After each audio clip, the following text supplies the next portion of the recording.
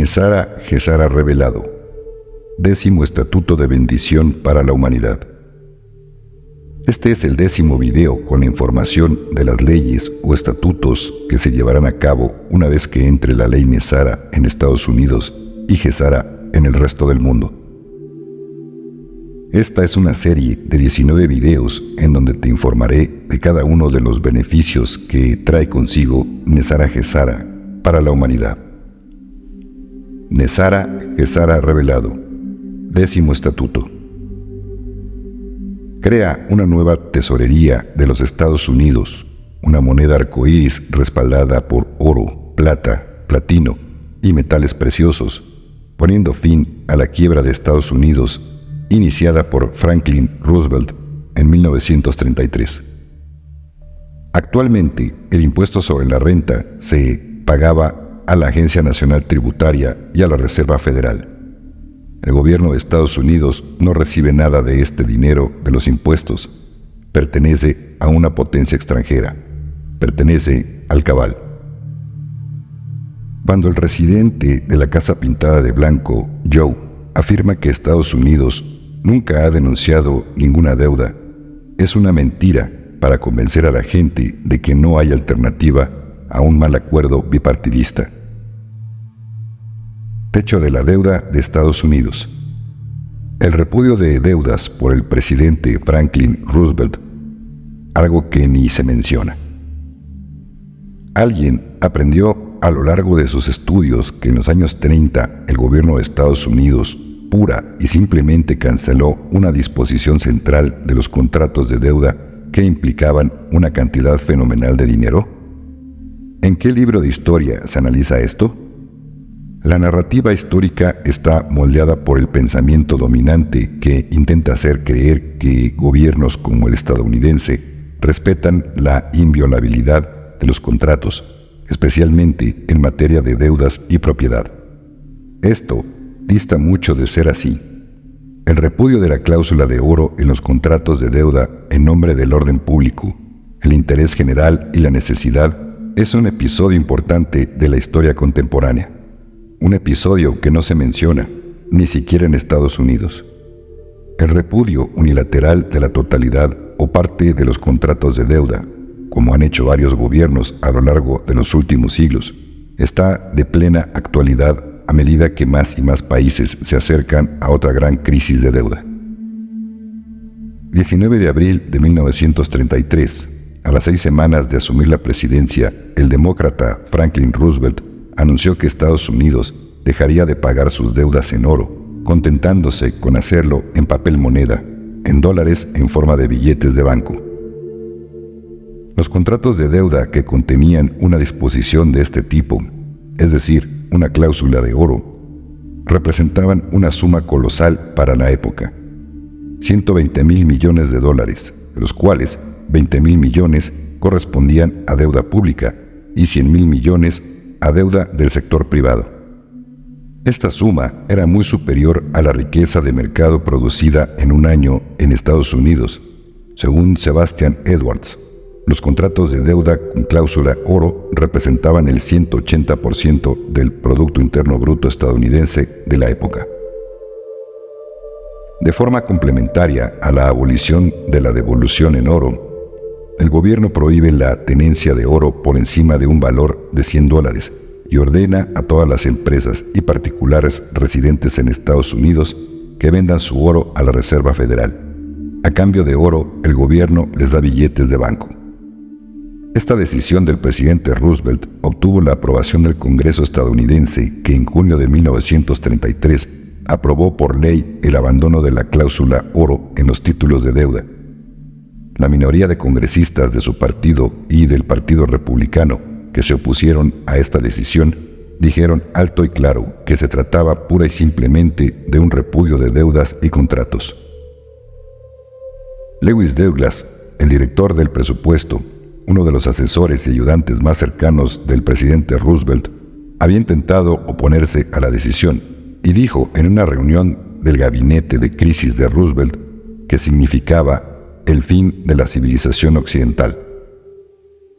Sebastian Edwards, economista neoliberal que publicó en 2018 un libro enteramente dedicado a esta decisión de la administración Roosevelt, titula el capítulo 6 de su libro, Una transferencia de riqueza a la clase endeudada, lo que está cargado de significado.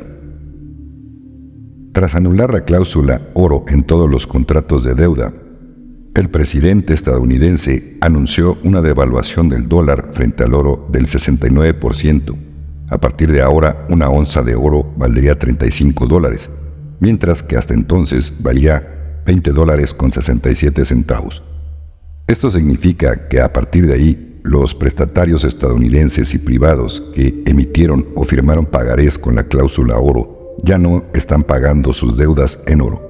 Las están pagando en papel moneda fuertemente devaluado. En febrero de 1935, el Tribunal Supremo se pronunció a petición del gobierno sobre la constitucionalidad de la decisión del Congreso y del presidente de derogar la cláusula oro. Un elemento fundamental de la argumentación jurídica del gobierno ante el Tribunal Supremo fue que en 1933 el Congreso se enfrentaba a la imperiosa necesidad de actuar y poner fin a la depresión. Esta acción necesaria, que incluía la devaluación del dólar frente al oro, solo podía ser efectiva si se eliminaba la cláusula oro de los contratos pasados y futuros. Si se hubieran mantenido las cláusulas sobre el oro, habría significado, según el gobierno, la quiebra de todo el país. Por eso, siempre según el gobierno, el Congreso, enfrentado a una profunda recesión, un colapso bancario y un pánico monetario, aprobó la resolución conjunta que anulaba todas esas cláusulas. Según el gobierno, se trataba de salvar al país. Por su parte, los juristas que se oponían a la anulación de la cláusula oro argumentaban que equivalía a una expropiación sin indemnización. En su contra, los juristas que apoyaban la anulación de la cláusula oro argumentaban que los tenedores de títulos de deuda debían asumir los riesgos que habían corrido al comprarlos. Los abogados de la administración Roosevelt argumentaron energéticamente que la cláusula en cuestión era contraria al orden público, término jurídico que implica que determinadas acciones, normativas o contratos son nocivas y perjudican al público y a los ciudadanos en general. Según el gobierno, la cláusula oro era incompatible con nuestro sistema monetario actual. Al final, el Tribunal Supremo dictaminó por 8 votos contra 1 que la anulación de la cláusula oro era inconstitucional, pero por 5 votos contra 4 consideraba que esto no causaba ningún perjuicio. En consecuencia, se confirmaba el rechazo de la cláusula oro, incluso con carácter retroactivo sobre todos los títulos de deuda. En pocas palabras, si la ley que anuló la cláusula oro hubiera sido revocada por el Tribunal Supremo, todos los deudores, incluido el Estado, habrían tenido que devolver $1,69 por cada dólar adeudado, porque, recordemos, se había decidido que cada onza de oro valía ahora $35 en lugar de $20,67. James Clark McReynolds, uno de los 4 jueces de la minoría, dijo públicamente en apoyo a su oposición a que el Tribunal Supremo aceptara la eliminación de la cláusula oro. La vergüenza y la humillación están ahora sobre nosotros. Cabe esperar con certeza un caos moral y financiero. Sin embargo, esta política radical de repudio de contratos no supuso ninguna dificultad en términos de nuevos empréstitos. A lo largo de 1933, 1934 y 1935 y posteriormente, el gobierno estadounidense no tuvo dificultades para emitir nueva deuda y a tipos muy bajos. Es el caso de un préstamo emitido el 11 de octubre de 1933. El gobierno consiguió colocar un bono a 12 años con un tipo de interés extremadamente bajo, del 1%. Mientras tanto, algunos de los acreedores extranjeros se organizaron en un cártel. En efecto, el mismo día de la emisión del préstamo al otro lado del Atlántico, en Londres, se constituyó el Comité Asesor y Protector de las Inversiones Americanas. Su objetivo era intentar obtener resoluciones judiciales favorables a los inversores británicos ante la suspensión de pagos de oro por parte de Estados Unidos. El objetivo de este cártel era actuar de forma complementaria a otro cártel que tenía un nombre muy claro: Comité contra el Repudio de la Cláusula Oro, y que, desde julio de 1933, reunía a tenedores de títulos residentes en Francia, Bélgica y Suiza. Estas diversas iniciativas de los acreedores no tuvieron ningún efecto, ya que el repudio de la cláusula oro funcionó perfectamente en beneficio de Estados Unidos. Una mirada retrospectiva al comienzo de la presidencia de F.D. Roosevelt. El mandato de Roosevelt, elegido con una ventaja de más de 7 millones de votos sobre su oponente republicano, comenzó en un clima de extrema crisis económica y financiera. Más de 10 millones de personas sin trabajo, 2 millones de personas sin hogar, pérdida brutal y dramática de ingresos para casi 60 millones de personas que vivían de la agricultura, acaparamiento masivo de tierras y propiedades por parte de los acreedores. Cabe subrayar que el 3 de marzo de 1933, el día anterior a la toma de posesión de Roosevelt, la Reserva Federal de Nueva York perdió el equivalente a 250 millones de dólares en reservas de oro y 150 millones de dólares en divisas, ya que muchos capitalistas y rentistas compraron oro y divisas en previsión de una posible devaluación del dólar o de su inconvertibilidad en oro. Todos los bancos y la bolsa de Wall Street cerraron a causa de la crisis. Es evidente que el presidente saliente, el republicano Hoover, había contribuido a crear un clima de desconfianza al final de su mandato hacia la nueva administración. El 21 de febrero de 1933 escribió: "Estamos al borde del pánico financiero y del caos. El miedo a las políticas de la nueva administración se ha apoderado del país. La gente no espera acontecimientos, actúa. El atesoramiento de moneda y oro ha aumentado hasta un punto nunca visto". El 9 de marzo, el Congreso había aprobado la Ley Bancaria de Emergencia, que permitía a la Reserva Federal emitir nuevos billetes que no serían convertibles en oro. La ley también facultaba al presidente para cerrar los bancos, lo que hizo prorrogando el día festivo bancario que había precedido al cierre oficial. El 1 de mayo de 1933, la Asociación de Empresas Financieras, Cámaras de Compensación, encargadas de compensar las transacciones interbancarias, decidió efectuar los pagos en dólares de papel. En caso de que el obligacionista insistiera en obtener oro, se emitía un certificado con la siguiente declaración: solicitud de pago en oro denegada. Este documento podría ser utilizado por el tenedor de bono para emprender acciones legales contra el Estado o el emisor privado del préstamo, según fuera el caso. En su editorial del 7 de mayo, el New York Times escribía: ¿qué dirá el Tribunal Supremo sobre el cumplimiento de un contrato que es pagadero en principal e intereses en monedas de oro del gobierno de Estados Unidos?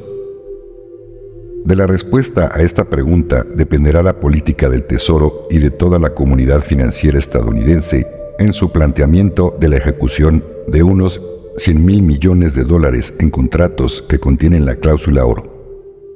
Ese mismo día, Franklin Roosevelt, en su discurso público, declaró en esencia que tanto el sector público como el privado habían emitido grandes cantidades de deuda, unos 120,000 millones de dólares, sujetas a la cláusula oro. Según Roosevelt, lo hicieron sabiendo muy bien que todo el oro de Estados Unidos ascendía solo a entre 3 y 4 mil millones de dólares, y que todo el oro del mundo ascendía solo a unos 11,000 millones. En el caso de que todos quisieran oro, declaró, solo una 25ª parte de los solicitantes lo obtendrían, y al resto, que no estarían en los primeros puestos de la lista, se les diría cortésmente que no había más oro. Su administración, añadió, había decidido poner a todo el mundo en pie de igualdad para preservar el interés general. Esto significaba que todos los acreedores, ya fueran ricos o pobres, cobrarían en papel moneda legal tanto por los contratos públicos como por los privados. Carter Glass, uno de los congresistas demócratas que se opusieron frontalmente a la decisión de anular la cláusula oro, declaró en una rueda de prensa que había convocado: la propuesta de repudiar todos los contratos de oro pendientes es inconstitucional, y los tribunales así lo decidirán si les queda algo de integridad en lo que concierne al carácter sagrado de los contratos. Por su parte, David Reed, senador republicano por Pensilvania, afirmó que la decisión presidencial equivalía a un repudio y desprestigiará a este país durante 100 años. Nota de tu servidor: se cumplió eso. Continuamos. Estas dos citas revelan muy explícitamente que en el debate público la decisión de suprimir la cláusula oro, incluso con carácter retroactivo, se consideró claramente como un repudio absoluto de las deudas y como un grave atentado contra el carácter sagrado de los contratos. En efecto, según S. Edwards, para muchos inversores, banqueros, abogados y políticos, la devaluación del dólar y la derogación de las cláusulas relativas al oro constituyeron una violación de los contratos, una transferencia descarada de la clase de los acreedores a la que los deudores y una escandalosa expropiación de la riqueza. A pesar del anuncio de caos proveniente de un sector de las finanzas, de una minoría de parlamentos y de un sector de juristas, la supresión de la cláusula de oro y la devaluación del dólar permitieron un aumento muy grande de la cantidad de oro a disposición del Ministerio de Finanzas entre enero y diciembre de 1934. El stock de oro a disposición del gobierno pasó de 3.900 millones de dólares a 8.100 millones. De este aumento, 2.500 millones representaban el efecto de la devaluación. El resto procedía de recompras de oro por parte del Tesoro. Una gran cantidad de oro, recomprado por el Tesoro estadounidense, entró en Estados Unidos principalmente desde Londres y París.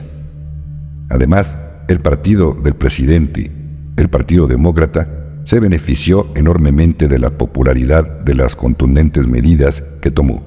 Ganó las elecciones de mitad de mandato en octubre de 1934 y reforzó su mayoría en el Senado al conseguir 9 senadores más. Consiguió 69 senadores de un total de 96.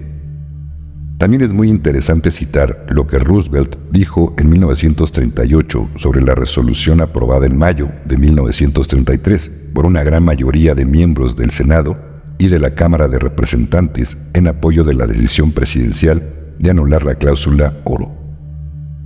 Esta resolución conjunta era un paso necesario para implementar el control gubernamental sobre el sistema monetario.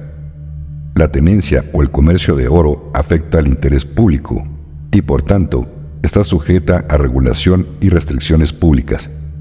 Las cláusulas sobre el oro en los bancos son un obstáculo al poder constitucional del Congreso para regular el valor de la moneda de los Estados Unidos. Esta afirmación está políticamente a años luz de la política seguida desde los años 70 y 80 por la mayoría de los gobiernos del planeta, que insisten en la necesaria independencia del Banco Central respecto al gobierno. Para remediar la crisis económica y social, se adaptan medidas autoritarias a una escala nunca vista en tiempos de paz en un país capitalista, entre comillas, democrático. Cabe señalar que en 1933, en pocos meses, el gobierno de Roosevelt adoptó medidas extraordinarias en el contexto de una crisis económica devastadora que había comenzado en 1929 y no mostraba signos de atenuarse. Algunos ejemplos de medidas fuertes entre una larga serie: cierre de todos los bancos durante 10 días naturales y quiebra de más de 1.000 bancos. Estas disposiciones fueron seguidas posteriormente por la adopción de la ley sobre la separación de los bancos de depósito y los bancos de negocios. El Congreso otorgó al gobierno y al presidente plenos poderes sobre los bancos con el fin de sanear radicalmente el sistema financiero, imponiéndole una fuerte disciplina para evitar que se repitieran manipulaciones financieras y estafas de todo tipo. Wall Street, la bolsa de Nueva York, estuvo cerrada más de 10 días entre el 3 y el 15 de marzo. Tras un mes de presidencia, el gobierno prohíbe la tenencia, venta y exportación de oro. Todas las personas residentes en Estados Unidos, particulares y empresas, están obligadas a vender su oro al gobierno a un precio fijado por este. Solo pueden poseer oro hasta un valor de $100, a menos que se trate de joyas, materia prima, para su negocio. El incumplimiento de la prohibición puede acarrear penas de prisión. Quienes no entreguen su metal antes de la fecha límite del 1 de mayo se exponen a una multa de hasta $10,000 y a penas de prisión de hasta 10 años. El gobierno puso bajo su mando la dirección de la Reserva Federal, en la que los grandes bancos privados desempeñan un papel muy importante y tratan de dificultar que la presidencia recupere el control de la política monetaria y financiera. El New York Times, del 1 de enero de 1934, afirmaba que la decisión del gobierno permitirá al presidente tomar todos los poderes de emisión de dinero de la Reserva Federal y colocarlos exclusivamente en el gobierno. El gobierno también decidió que todas las reservas de oro de la Reserva Federal quedaban a disposición del secretario del Tesoro, entre paréntesis, ministro de Finanzas. El gobierno anula una parte de las deudas de las familias campesinas. El gobierno garantiza los derechos de las y los trabajadores, incluidos en el derecho a formar sindicatos y afiliarse a ellos, el derecho a la huelga, el derecho a un convenio colectivo, el derecho al seguro de desempleo, el derecho a un salario mínimo legal. La administración del presidente Roosevelt elevó con fuerza en 2 ocasiones los tipos del impuesto sobre la renta. Cuando el presidente demócrata tomó posesión en 1933, el tipo impositivo marginal sobre las rentas más altas era del 25%. En 3 etapas aumentó gradualmente esta tasa hasta el 91%. En 1935, la Revenue Act, entre paréntesis, Ley de la Renta conocida coloquialmente como el Soak the Rich Tax, o Impuesto de los Ricos, revisó las normas fiscales para las rentas altas. Las personas que ganaban más de $200,000 al año pagan más impuestos, un 63%. La ley se revisó en 1936, elevando el tipo al 79% y luego al 91% en 1941. Yo me pregunto, querido suscriptor, si esto era realmente el sueño americano. Seguramente sí, pero solamente si eras político estadounidense. Continuamos. Roosevelt consiguió que el gran capital estadounidense aceptara la reforma del capitalismo introduciendo la New Deal. En Estados Unidos, en 1933, la clase obrera estaba radicalizada a la izquierda y estaba dispuesta a pasar a la acción si el gran capital no hacía concesiones importantes. A los ojos del gran capital, esto hizo que Roosevelt pareciera un mal menor comparado con el riesgo de una revolución social incontrolable. Otros países capitalistas abolieron la convertibilidad de su moneda en oro y suspendieron el pago de su deuda externa en la década de 1930. Estados Unidos no fue el único país que tomó la decisión de abandonar la convertibilidad en oro. Australia la abandonó en diciembre de 1929. La propia Gran Bretaña había abandonado en 1931 la cláusula de oro y devaluado la libra esterlina en un 30%. Aprovechando la decisión de Estados Unidos, el gobierno nazi, en el poder desde marzo de 1933, decidió el 27 de abril del mismo año abandonar la convertibilidad en oro. Japón e Italia hicieron lo mismo el 28 de noviembre de 1933. El 21 de julio de 1933, Reino Unido anunció que cancelaba el pago de las deudas de la Primera Guerra Mundial en oro y justificó esta decisión afirmando que era la consecuencia lógica de la decisión adoptada por Estados Unidos.